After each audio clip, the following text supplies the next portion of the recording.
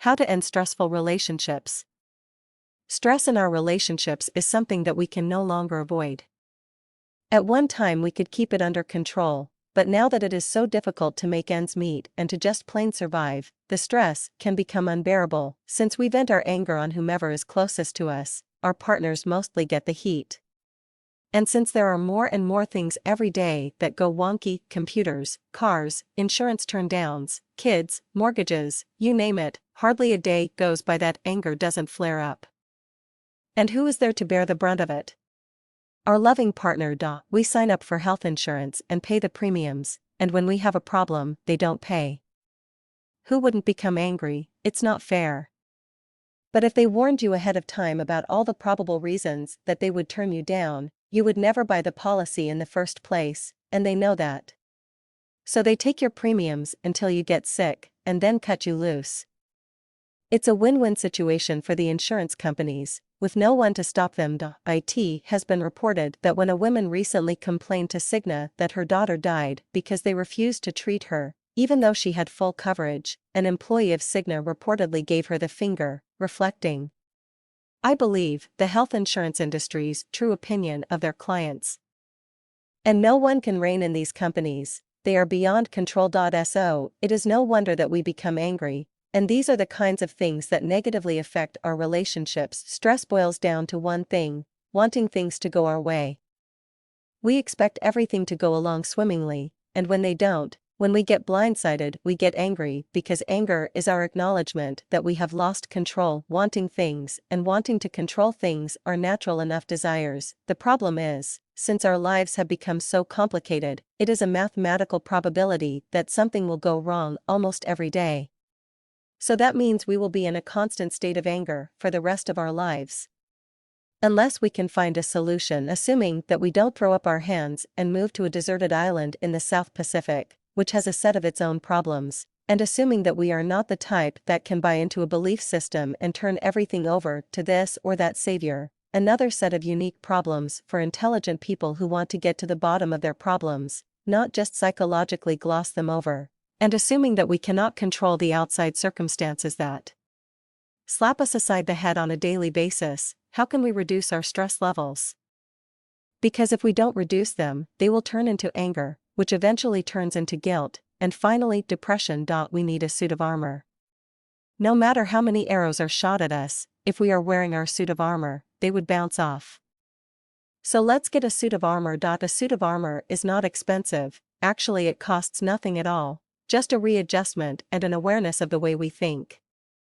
Right now, we think that if we don't control things, there will be disaster, but really, disasters don't exist as an entity in themselves. They exist only when they are connected to something that is valuable to us. If we wreck a rental car, it's not the same as wrecking our beloved sports car. Who cares? It belongs to someone else. There is nothing quite as liberating as driving a company truck. They can be abused all day without a second thought, and we never have to change the oil. But when it comes to something that we own, something that we are attached to, well, that's a different story. First we crave something, then after we obtain it and take ownership, we become attached. Then we begin clinging to it. Now we have set ourselves up for eventual anger, guilt, and depression when whatever it is that we cling to is taken away, or even threatened to be taken away. So we do all kinds of things to protect our item of passion, including marrying it, with prenuptials, or ensuring it so that we are not disappointed if something happens. Therefore, it boils down to either not having anything, or not being attached to whatever we do have.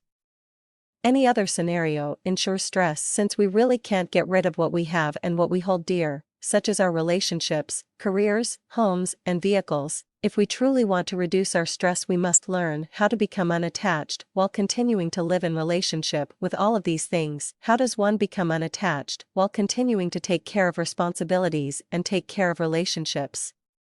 It's easy. Just do everything you can, as well as you can, without worrying about the results. Not only will this free up about 50% of the energy that you waste by worrying, but will improve your relationship because the stress factor will be reduced immensely. And it is not difficult to do. If you cannot do it by just reading this article, then you can do mental practices that will eventually enable you to become completely unattached to results while actually improving your performance in every way because of the lessening of stress and worry. The easiest mental practice to do is to simply watch your breathing. This can be done at any time but is most effective early in the morning or just when retiring. This is not rocket science or religion, it is simply noticing your breath and then letting go of each breath as it comes and goes. What is important is that you watch your breath, each and every breath, and not allow thoughts and worries to interfere. It's a practice. You can begin by noticing what kind of thoughts want to interfere with your noticing each and every in-breath and out-breath. Are they thoughts about the past, what happened today? Thoughts about the future, what you have to do tomorrow? Whatever they are, learn to let them go and just watch your breathing during the time that you are practicing. You may find in the beginning that the past and future thoughts are so compelling that you must stop watching your breath in order to solve something, come to a conclusion, and think it out. For example, plan out your day tomorrow. But in time, you will be able to let each thought go as it comes up, regardless of how important it seems, and handle it after practice. Then, after practicing, you will have a little more wisdom and insight on your side to make whatever decision is necessary. This is what eventually changes stress into acceptance. This simple exercise of allowing each breath to come and go and not attaching to it, and learning not to become attached to your past and future thoughts during practice, will in time make a change in the way you attach to other things in life. So good luck. This really works, but you are the one that must make it work. It doesn't happen by itself.